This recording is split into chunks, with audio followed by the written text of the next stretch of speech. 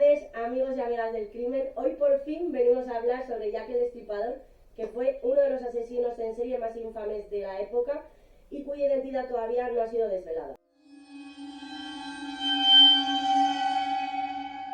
Vale, empezamos con el contexto histórico y nos ponemos en el año 1888 en la ciudad de Londres, donde, como sabéis, en esa época pues estaba la revolución industrial. ¿Qué pasó con la revolución industrial? Pues que obviamente atrajo a un montón de gente, tanto del propio Londres como de fuera, para trabajar tanto en la maquinaria como obreros, peones, etc. Entonces, ¿pero qué pasaba? Que en esa época pues había muchas diferencias de clases. ¿Por qué? Los pobres eran muy pobres y los ricos eran muy ricos. Entonces, los ricos pues disfrutaban de todo tipo de lujos y sin embargo los pobres, pobrecicos míos, pues tenían que buscar la vida. En especial las mujeres, que cabe destacar que en esa época pues todos sabemos que era pues una minoría un poco aparte de la sociedad. Entonces, las que tenían la desgracia, entre comillas, de ser mujer, a ver, y encima ser pobre, pues el camino más fácil que era la prostitución. Entonces, ahí es donde nuestro amigo Jack el Destripador entra en acción, porque como adelantaremos más adelante, sus víctimas favoritas eran las prostitutas, en especial del East End, que es donde transcurre toda esta historia. A Jack el Destripador se le atribuyeron 5 víctimas canónicas, pero en realidad aparecieron 11 cuerpos. Los últimos no le pudieron considerar que los había cometido en los asesinatos. Pero sí que es cierto que las heridas y las víctimas, que también eran mujeres, pues podían hacer pensar que también los había cometido Jack el Destripador. Lo importante de lo que queremos comentar es que parece ser un asesino organizado, porque organizaba los crímenes según su disponibilidad, ya que todas aparecieron en fin de semana, viernes, sábado y domingo, entre las 3 y las 5 de la mañana. Estas 5 víctimas pertenecían a una clase social media, eran mujeres que tenían familia, tenían hijos y tenían unas vidas estables. Lo que pasa es que se dieron al alcohol, y una vez que se dieron al alcohol perdieron a sus familias y no les quedó de otra en esa época que ejercer la prostitución. Eso hizo que fueran unas víctimas perfectas para Jack el Destripador. La primera se llamaba Mary Ann Nichols, o Polly, que la llamaban, y apareció con mutilaciones, desmembraciones, y le sacaban las vísceras a todas las víctimas. Aparecieron, como he dicho anteriormente, que por eso se entiende que fue el mismo asesino el que las mató. Aparecieron en lugares apartados, oscuros y con las mismas mutilaciones, exceptuando una, que es la última víctima, Mary Jane Kelly, que apareció en una habitación que se considera el crimen más atroz de todos los que cometió. Apareció en una habitación por partes y bueno, totalmente desnuda. Es también curioso que el día 30 de septiembre, Jack el Destripador podemos considerar que fue interceptado cometiendo un crimen, porque dejó el cuerpo a medias. Y ese mismo día, unas horas después, buscó otra víctima y finalizó lo que había empezado con la anterior, dejando pues una escena nuevamente horrenda, ¿no? Con el útero pues separado del cuerpo y desmembrados en el cuello, que era su entendemos que era como hacía, pues, como las atacaba para inmovilizarlas. La primera víctima de Jack el Destripador apareció el 31 de agosto y la siguiente apareció en septiembre. Las otras 2 aparecieron también en viernes y sábado, pero de octubre, y la última, que es la que apareció en la habitación, apareció en un domingo, pero un domingo de noviembre. Por tanto, del primer asesinato al último asesinato habían pasado 3 meses. Exactamente, y es la que más se aleja del... ¿no? Y la que más se aleja también de la zona donde él actuaba. O sea, como que se movió porque se vio un poco acorralado con las últimas 2 víctimas y se desplazó de zona para seguir cometiendo los asesinatos.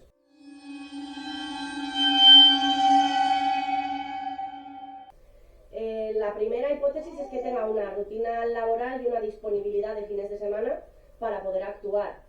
No sabemos si trabajaba en otro sitio y luego venía aquí los fines de semana para actuar, o si era una persona que vivía en la misma ciudad, trabajaba de lunes a viernes y luego cuando terminaba la jornada laboral pues se dedicaba a cometer estos crímenes tan atroces. Yo me lanzo más por la teoría que tú dices, la primera, de que era una persona de allá, del mismo Londres del East End, donde cometía los crímenes y que luego los fines de semana pues el señor se desfogaba. Pero tal y como aparecían los cuerpos, también podemos pensar que tenía un odio profundo a las mujeres.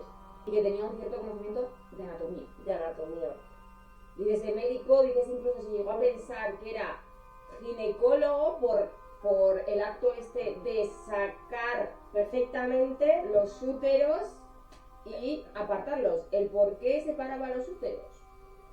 Bueno, los fines de semana en Whitechapel se llenaba de gente. Al final, pues como pasa actualmente, pues iban a los bares, hacían más ruido y entonces le permitía como camuflarse entre esa multitud para cometer los crímenes. Pero siempre él cogía a la víctima, se iba a un sitio privado, que en las tres primeras fueron en la propia calle, pero en callejuelas, y la última fue en una habitación donde la propia víctima ejercía la protección. Lo cual ahí se entiende que igual la propia víctima accedió a ir con él, o sea que esa puede ser que no hubiese sido forzada, que era simplemente pues una puta, y que ya que el destripador con la excusa de que era puta, pues contrató sus servicios y ahí aprovechó y catapum. ¿No? Yo entiendo que accedía a la prostituta, se iba con ella, y cuando ella estaba cómoda con él le cortaba el cuello.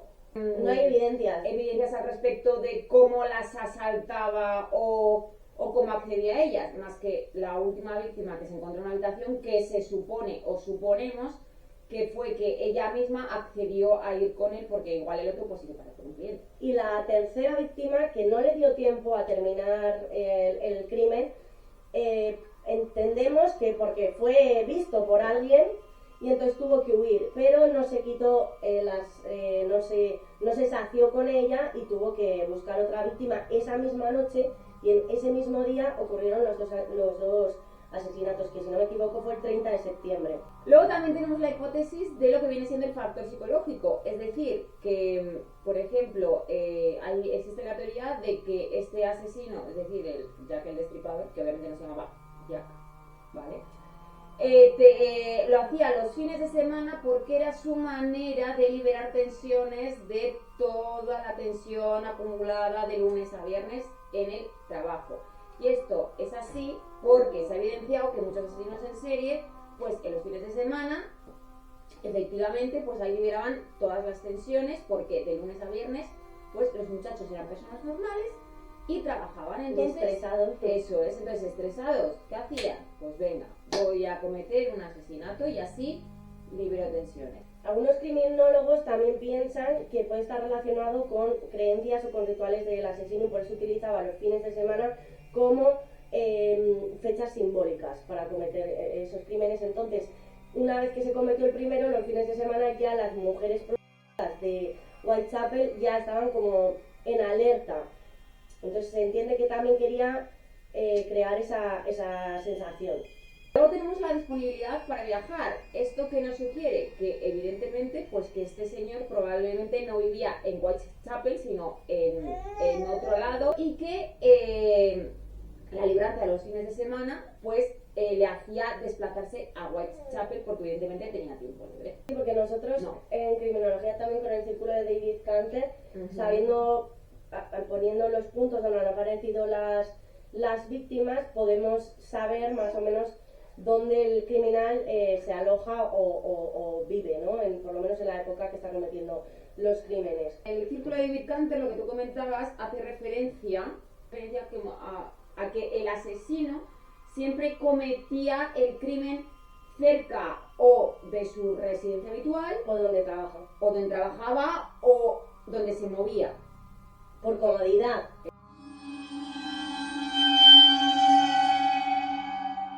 Sabemos que por cómo mataba a las víctimas que sádico no es, porque un sádico haría muchísimo más daño conscientemente, con la víctima consciente. Este tío lo primero que hacía era el cuello y luego ya trabajar en su crimen. Si un sádico, ¿cómo lo hubiese hecho? Pues en vez de primero para que pues igual, yo que sé, la hubiese quemado o la hubiese estrellado. En plan, un sádico disfruta del dolor ajeno. Vale, obviamente, como hemos dicho al principio del vídeo, la identidad de Jack el Destripador todavía no se ha revelado. Entonces, se puede pensar que ha podido estar marcado un poco por su infancia, ¿no? Porque todo el mundo sabe, o si no lo sabéis, la inmensa mayoría de asesinos en serie o asesinos están mayormente marcados por la infancia o por ciertos trastornos o por patologías, por traumas. Eso es, por traumas y tal, y es como una manera de vengarse, ¿no? Vamos a decirlo así. Sí. Podemos pensar que igual ha tenido algún problema con el género femenino. También se puede pensar en privaciones socioeconómicas. Por ejemplo, en el siglo XIX, allá en Londres, pues como hemos dicho que era una sociedad un poco pobre, entonces él puede, ¿cómo se dice? Puede echarle la culpa a las mujeres o a su... Pero lo que él está representando en los crímenes es el odio que tiene hacia las mujeres, porque las considerará culpables de algo. Y nosotras como criminólogas sabemos que los criminales que hacen esto probablemente sea en contra de su madre. Puede ser, o que también veía a las prostitutas como, o sea, la puede relacionar con cierto nivel de pobreza, porque allá obviamente las pues eran un símbolo como de degradación social. Sí, esto es lo que se puede detectar luego en un futuro. Cuando una persona adulta se convierte en un asesino en serie, normalmente en la infancia ya ha dado algún síntoma, una crueldad con los animales, sobre todo falta de empatía, mucha violencia, sin sentimiento de culpa, unas fantasías o realidad reprimida. También pueden ser hipótesis de estos crímenes. Jack el Destripador también podría haber desarrollado pensamientos obsesivos y fantasías desde una edad temprana y por eso luego atacaba de esa forma. Porque ha podido tener, como dice Marta, pues una reprimida. Y no porque igual pues sus padres eran muy estrictos o en su casa, en su familia era tema tabú. Entonces podemos pensar que igual... O podría ser impotente. O impotencias. Entonces ahí puede jugar un papel muy importante la represión que haya tenido. ¿Qué se piensa? O sea, no hay ninguna teoría afirmada porque evidentemente como no se sabe quién es Jack el Destripador, pues no se ha podido desmentir o afirmar ninguna teoría. Son suposiciones y cosas que se suelen dar en asesinos en serie.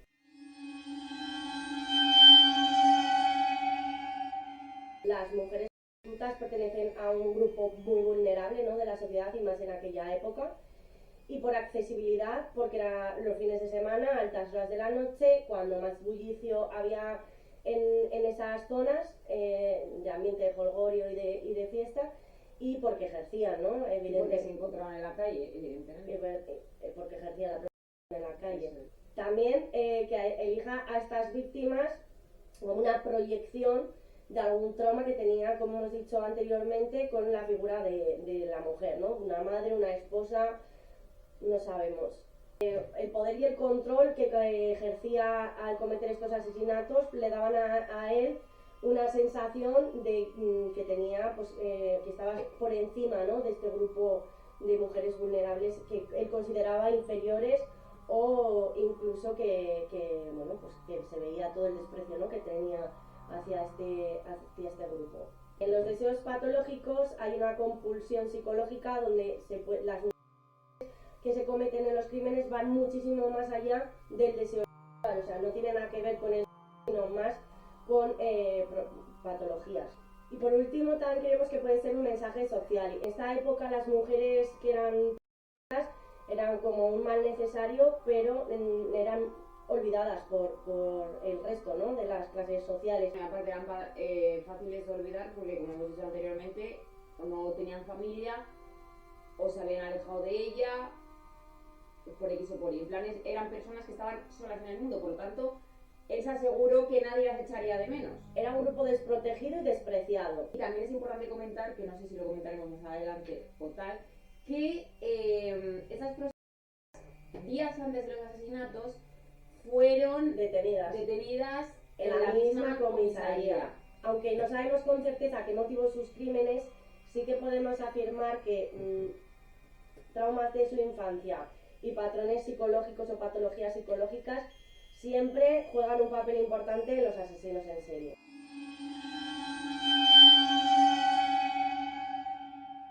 Uno de los más interesantes también es el doctor Matriz, porque el doctor Matriz, cuando metía a los invitados a su casa, les llevaba a una zona donde tenían en unos botes conservados las matrices de mujeres. Los úteros. Los úteros. De las mujeres. Pero no se pudo demostrar que fueran los úteros de otras víctimas, también de Jack el Destripador, ¿no? Porque en realidad los úteros eran sacados del cuerpo, pero eran puestos en la escena del crimen al lado de la víctima. No los recogía y los guardaba como exposición en su casa, por eso nunca se ha podido saber si realmente este señor, el doctor Matriz, fue Jack el Destripador. Se sospechaba de carniceros de la zona porque en uno de los cuerpos apareció parte de, ¿cómo se llama? El mandil ese que llevan los carniceros para... Ah, sí, el delantal. El delantal. Ya, en uno de los cuerpos apareció un delantal. Lo que pasa es que en esa época llevaban esos delantales, tanto carniceros como los que te arreglaban las botas. Todos. Sí, la mayoría de los trabajadores de los pequeños comercios llevaban ese tipo de delantal. Entonces, por ese motivo tampoco se pudo achacar el crimen pues, a ningún carnicero, y porque obviamente no existían las pruebas de ADN, ¿no? Como las conocemos a día de hoy. Vamos, que en resumen lo que viene siendo las teorías es que se supone que Jack el Destripador, aparte de que de lunes a viernes es una persona normal y los fines de semana era cuando tenía tiempo libre para asesinar, pues seguramente y lo más probable es que era una persona que tenía conocimientos de anatomía. Sí, es decir, algunos mínimos tendría médico, cirujano, ginecólogo o carnicero incluso. Eran cortes limpios, o sea, no eran cortes en plan hechos al azar, eran cortes secos y limpios, por lo tanto tenía que ser alguien que sabía hacer cortes, incisiones y toda la vaina. Pues nada, y hasta aquí el vídeo de hoy.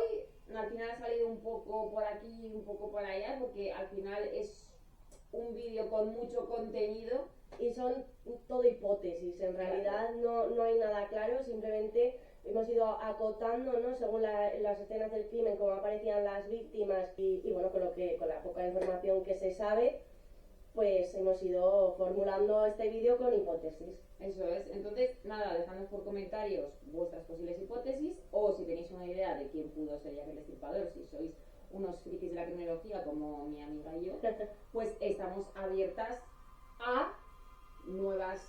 a cualquier idea nueva. Y eso, espero que os haya gustado y nada, os suscribís, dais like, compartid y todo eso para que así nos ayudéis a crecer, que nos hace falta, y encima es gratis. Así que nada, hasta el próximo vídeo, que esperemos no tardar un minuto como ahora. Así que nada, un besito. ¡Mua!